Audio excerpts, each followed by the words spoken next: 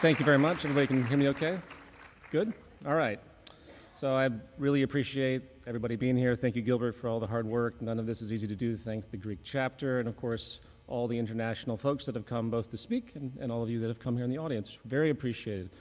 The title of this talk is Where We Go From Here, and it is not a transition lecture, even though it may sound like it. Rather, it's an homage to the American civil rights activist Dr. Martin Luther King Jr. and his final book, Where Do We Go From Here, Chaos or Community? In this work, he extends the civil rights context that's very important to American culture and American history, unique to it, of course, from trying to alleviate the mess colonial slavery had done to race relations in America, drawing attention to the structure that created that slavery, capitalism itself. And while he discusses how the market structure distorts culture, erodes moral integrity, is foundationally antisocial and unsustainable, as many people here have talked about thus, the main theme of the work was the abolition of poverty. And this builds a little bit on what Rich had to say earlier, which I'm really glad that he covered certain aspects already. And I'd like to expand upon this particular theme in this talk, specifically in regard to public health and social stability. Of course, while King certainly was not the first to criticize capitalism for its perpetuation of inequality, he brings the issue into a more palpable context as far as I'm concerned, with tremendous victories behind him in the late 1960s, gaining stature, global respect, winning the Nobel Peace Prize, and so forth. For him to take this position at that time was quite powerful and radical, given the extremely anti-socialist climate of the period.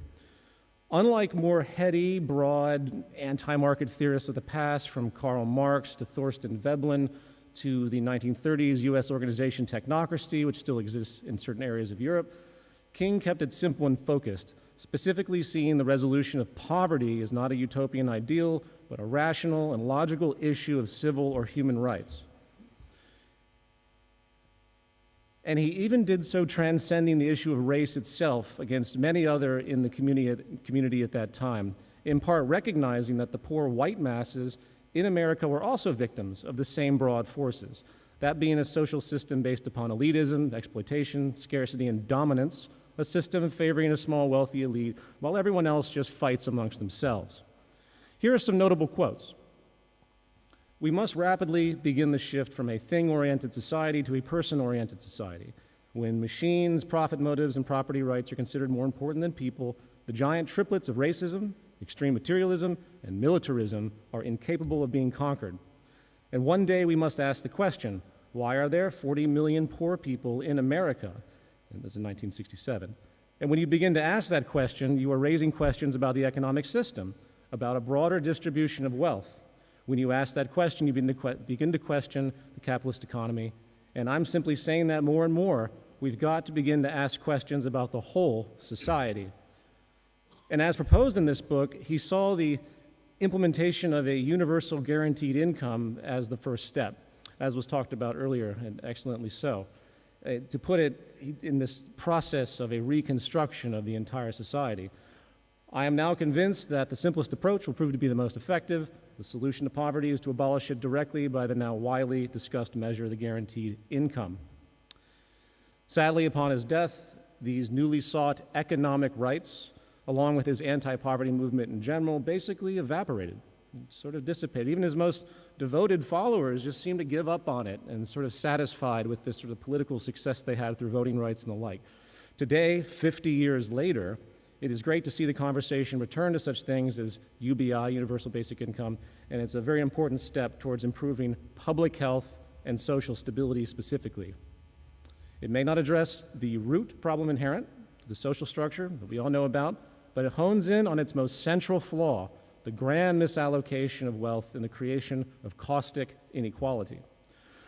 So, what I'd like to do here today is to explore this logic more deeply, considering what it means for public health and social stability to remove or come as close to removing socioeconomic inequality. To clarify the term, socioeconomic means how economic activity affects and is shaped by social processes. I specifically use it to refer to economically linked chain reactions, such as how the economy links to personal, social, political, and legal consequences. and health consequences as well. So socioeconomic inequality isn't just about imbalance in wealth and income alone, but the vast range of effects they create, the various forms of social inequality that can be linked back to economic influences.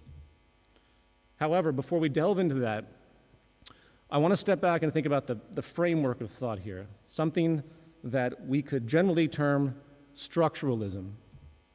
I first heard the term used by Norwegian sociologist Johan Galtung, who is also famous for coining the term, as Rich presented earlier, structural violence, which I've also talked about a great deal before. While there are many forms of structural violence, poverty is clearly the most obvious and most notable, since there is little question of its negative effects overall. Structuralism simply means we're accounting for larger order relationships when thinking about social affairs. Generally defined as the methodology that elements of human culture must be understood in terms of their relationship to a larger, overarching system or structure. We are looking for relationships such as preconditions, to use a medical term, and these preconditions, when recognized, predictably manifest certain outcomes. What I mean by that is when you see patterns occurring on the population level, meaning statistically derived, has to be, over time across numerous people, when you see these repeated outcomes, you are left to assume of some kind of larger order structural influence occurring. Of course, there's nothing particularly sophisticated about this. If anyone here has studied sociology, this is basically what it's about. However, the importance of this approach still isn't given hardly any weight in the world today if you think about it and pay attention. And of course, this kind of makes sense. For if society really embraced modern sociological understandings, specifically what epidemiological or public health research has been showing us over the past century, the current economic framework would make absolutely no sense and be completely undefendable. While people rightfully talk about social justice and fairness as an argument for change today, the greatest indictment of this system is actually coming from the emerging field of social science and objective measures of public health. All of this challenges the social structure's integrity. And it also challenges our sense of volition or identity. When you see, for example, suicides increase across the world during periods of economic decline, as has been noted here in Greece with its massive austerity and all the problems that have been occurring, those suicides can no longer be merely attributed to singular human decisions. In the same way, a certain percentage of cigarette smokers will predictably get lung cancer, the effects of our economic system show powerful population-level outcomes. This causality tree is a generalized attempt to organize such negative health effects of the market economy, specifically in terms of socioeconomic inequality. At the top, we have the raw structure itself, born from mostly the geographical determinism from the Neolithic Revolution. I've talked about that before. You can look into that if you'd like to know more of the origins. This economic foundation, based on property, exchange, labor for income, competition, or competitive self-regulation, I should say, sets in motion this predictable array of outcomes at the start. By the way, I apologize again if these terms are if they're new. There's a lot of background lectures. You can go back and look at where all this stuff is defined. And please keep note if you want to ask in the Q&A. The second tier down is incentive. This embraces the resulting social psychology that supports and ultimately mirrors the market structure. This includes the pursuit of strategic advantage, self-maximization, in-group self-preservation, dominant psychology, and so on. Then we have the institutions, third tier down. These are the formal and conceptual institutions that surround us in our daily lives. These include merchant institutions, such as good-producing corporations, financial institutions, such as central banks or monetary policy, ideological institutions, such as neoliberalism or consumerism, regulatory institutions, meaning property, law, government, and legitimizing institutions, which are biases, discourse of the intelligentsia favoring the system, general propaganda, and even the industry of commercial advertising itself, since it partly exists to promote positive values towards cyclical consumption and the ethic of consumerism and vanity, and hence, to go back to the structure, economic growth. which the system demands. And it is from these institutions that socioeconomic inequality reaches the main population. Fourth tier down, inequality in economic access, specifically material access, along with consequential social, political inequality, embraces this laundry list of injustices. Of course, this is not a complete list. I'm not going to go through each one, and there is great overlap. But to highlight some things, on the left side, perhaps the most critical issues are the categories of psychological and physiological disease. These two issues resulting from socioeconomic inequality are engulfing in what they actually embrace. However, stress, psychosocial stress, and addiction are also highly caustic as other examples. On the right side, perhaps the most critical issues are the categories of personal group conflict and the negative externalities. That's a very important word when you begin to look at the market system. Poverty, for example, is a negative externality, just as pollution is. However, oppression and legal discrimination are also quite relevant of that side as well. In the end, all of these injustices and detrimental pressures lead to the final stage manifestation of effectively structural violence, as expressed in the two resulting categories at the bottom: reduced physical, mental health, and lifespan, and reduced social stability and increased violence. Now, I'd like to basically, and this is the point of this talk ultimately, is to give some notable research examples covering a range of issues from these two broad categories at the bottom. I have chosen these because they're a little less talked about. They're subtle and unique, showing, again, just how negative public health relationships are as linked to poverty and socioeconomic inequality.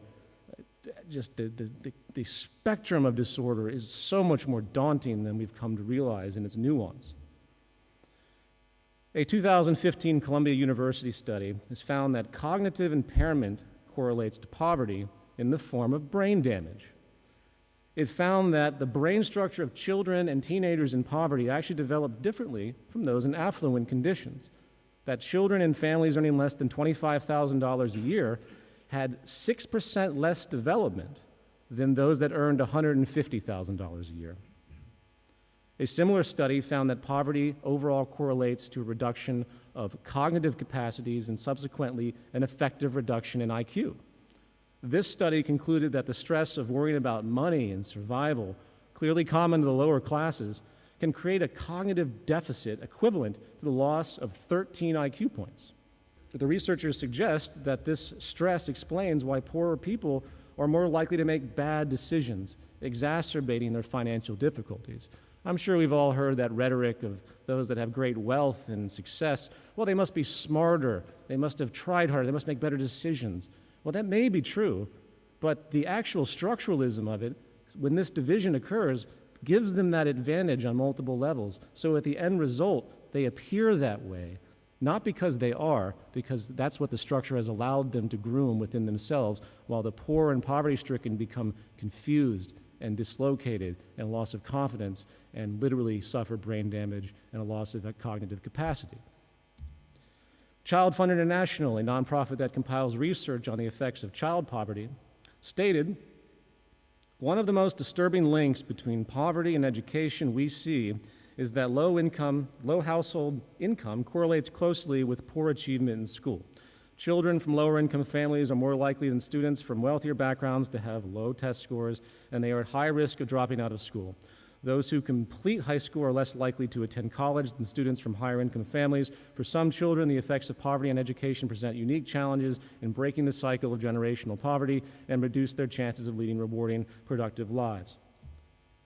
People talk about equal opportunity in the world as though it's like a policy. It's not, it's systemic. It starts, again, at the socioeconomic level. As far as mental health, a study by researchers at Washington University, St. Louis in 2016 actually found that child poverty can alter brain connectivity, weakening important connections between regions, leading to future clinical depression in the long term. More broadly, a 2015 study focusing on 63 countries found that with respect to mental health, 46,000 suicides were associated to unemployment in 2008 alone, marking a dramatic rise related to the global financial crisis of the time.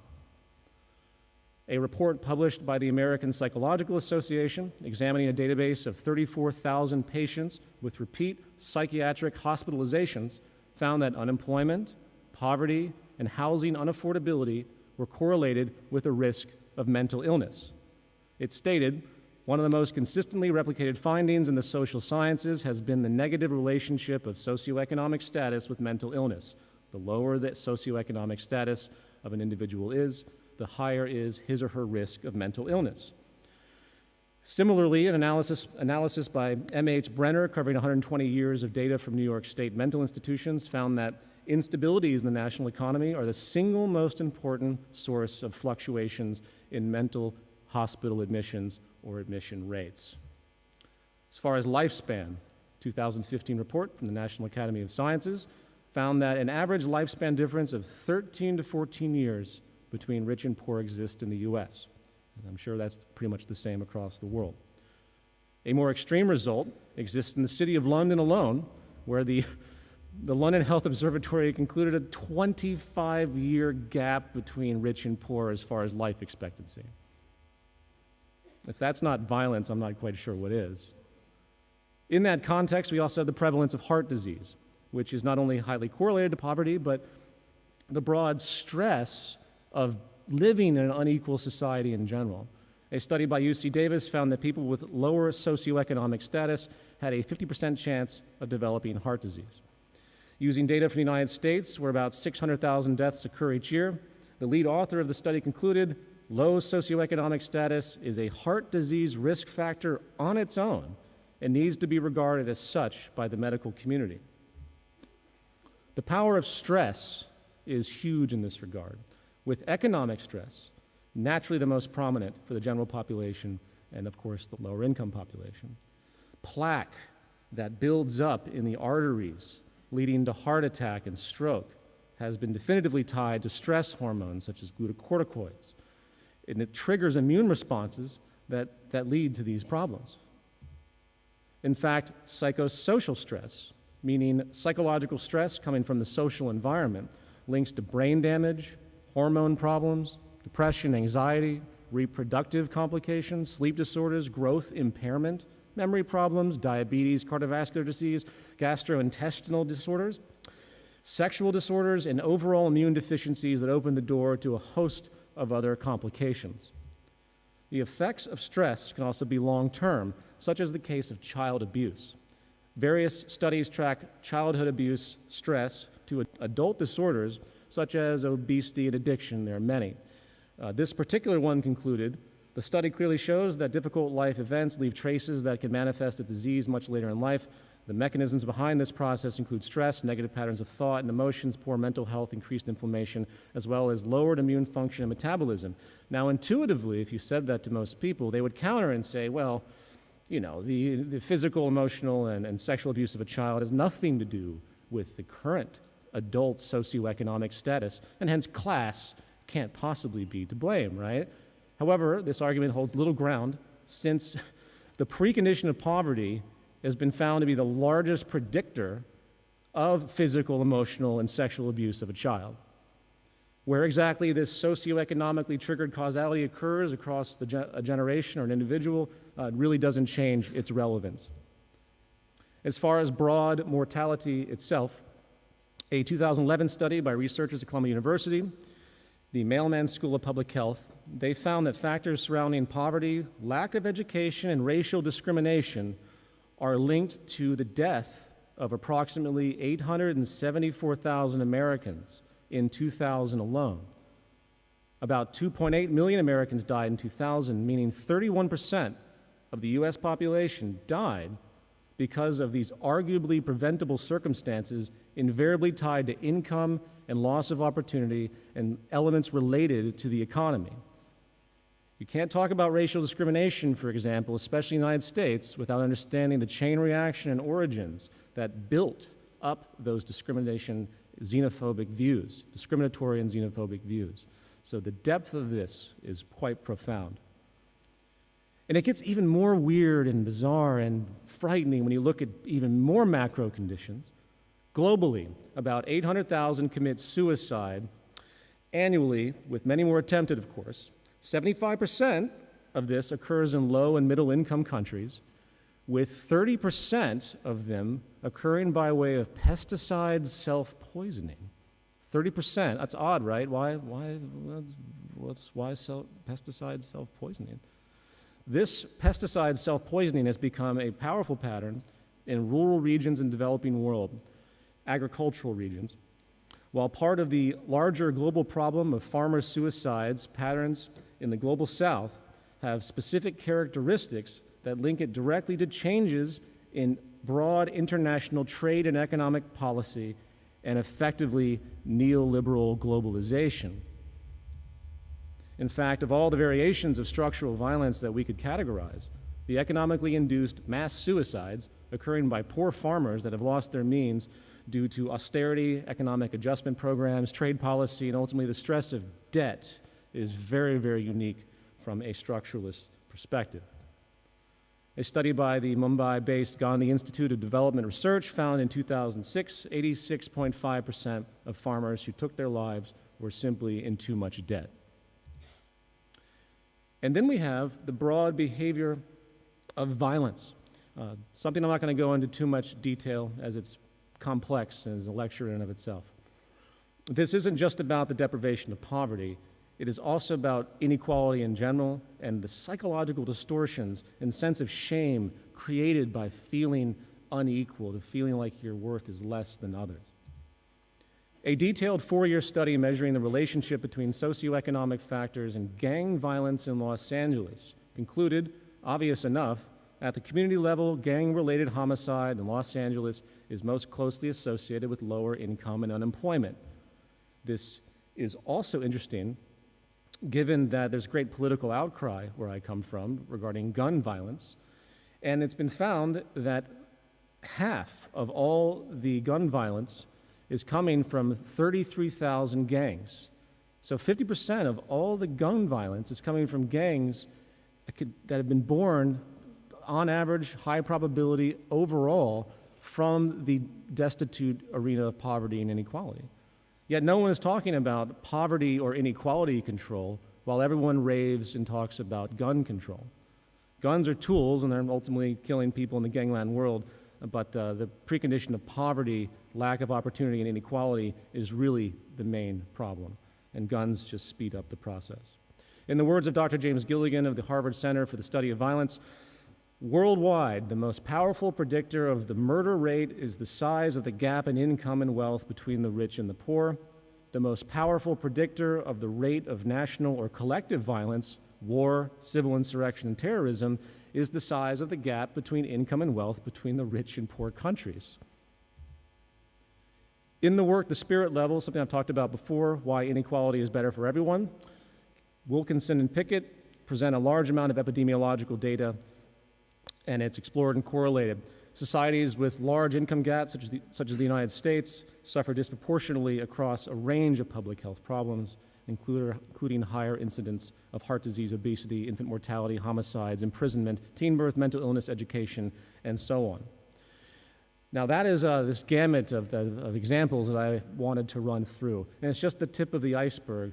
And the point is, and as we all basically know, anyone that tells you that class stratification is somehow a motivator, if anybody tells you that we're supposed to aspire to something in this system, that's why people have more than others, they're just simply wrong, and probably an asshole. We are literally allergic to socioeconomic stratification and inequality as a society. It's not just our culture, it's our system. It's built into us. We don't want to see this. We don't like that feeling. We might, in that nasty way, that's because this is what culture has done to us, gravitate towards elevation to feel like we've done something over the capacity of others. But on the root level, we really strive for inequality. Justice is what we naturally gravitate towards. And poverty and inequality is the most powerful economic precondition for disease, violence, and disorder. Now, to conclude this, here is the empirical table of structural violence calculated by Kohler and Alcott in 1976. Again, I've talked about this before. Comparing global lifespans as a basis and using the countries with the longest lifespan as the benchmark. details of which can be looked at. It's a very reputable study. I'm not going to go into any of the specifics as far as why the chosen measurements are what they are. They calculate that up to 18 million unnecessary deaths occurred annually at that time. There's no reason to assume these numbers have changed that much. And 95% of those deaths have occurred in the global south, showing the incredible disparity between the two hemispheres, as is still the case today, of course.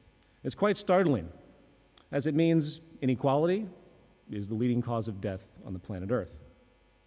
As an aside, someone presented this book to me a while back and said I had to read it because it was it's everything that's true about the history of communism. And these authors in this book, The Black Book of Communism, claim that 94 million people were slaughtered by communism in the 20th century. Well, let's assume this is accurate, and many critics say it's not at all accurate. But based on these numbers, socioeconomic inequality facilitates this death toll in a little less than 6 years. And it's very hard not to witness this and then, from a structuralist view, not link it back to what is effectively its core point of origin, market capitalism, which is predicated on competitive produced inequality. In the words of violence researcher Dr. James Gilligan once again, every single year, 2 to 3 times as many people die from poverty throughout the world as were killed by the Nazi genocide of the Jews over a 6-year period.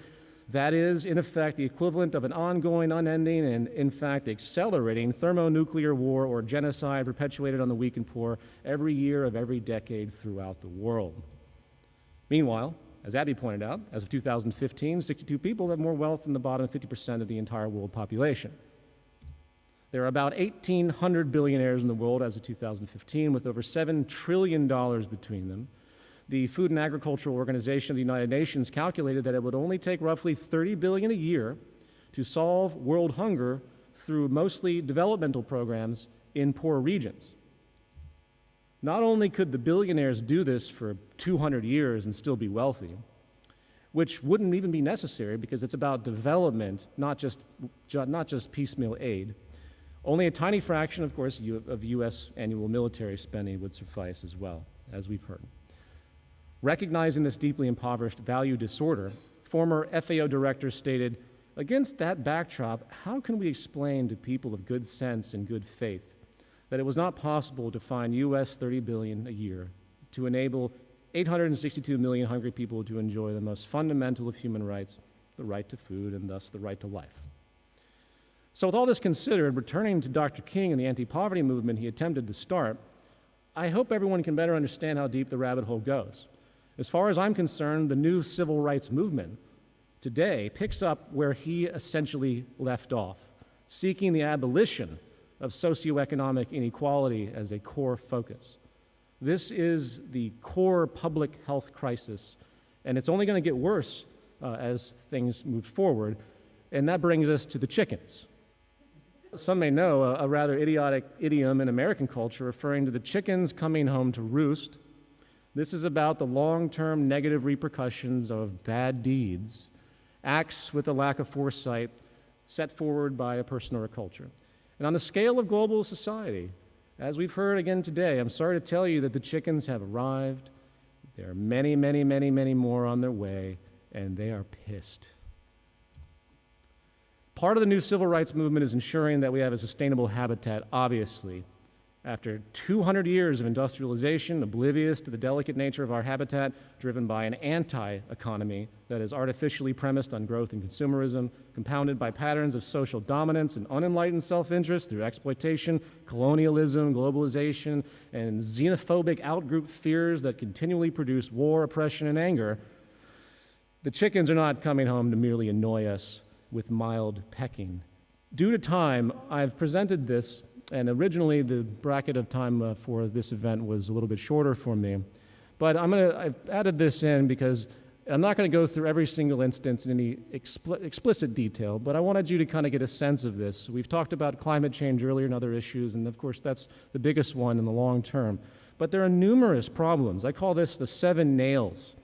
And if we have a business as usual scenario persist, around the 2040 to 2050 period, the convergence of just the destruction of biodiversity and resource overshoot. We use a sixth of the world's resources each year. We use all the world's resources that it produces a sixth way through each year, resource overshoot. Of course, climate change. We have all sorts of other general pollution problems that take a back seat to climate change, but are just as prevalent, leading eventually to mass water scarcity that we've been hearing about as well, which no one's doing anything about. That relates to food scarcity, which it works in synergy with all these other issues.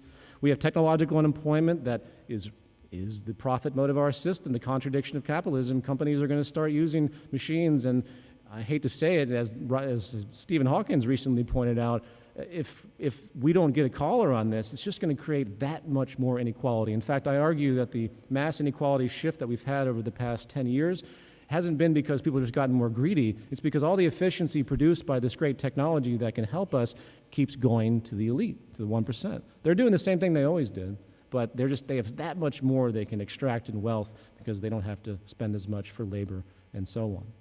And then government debt is that final issue. As I've talked about before, the Standard & Poor's predicts by 2050, 60% of all countries on the planet will be bankrupt.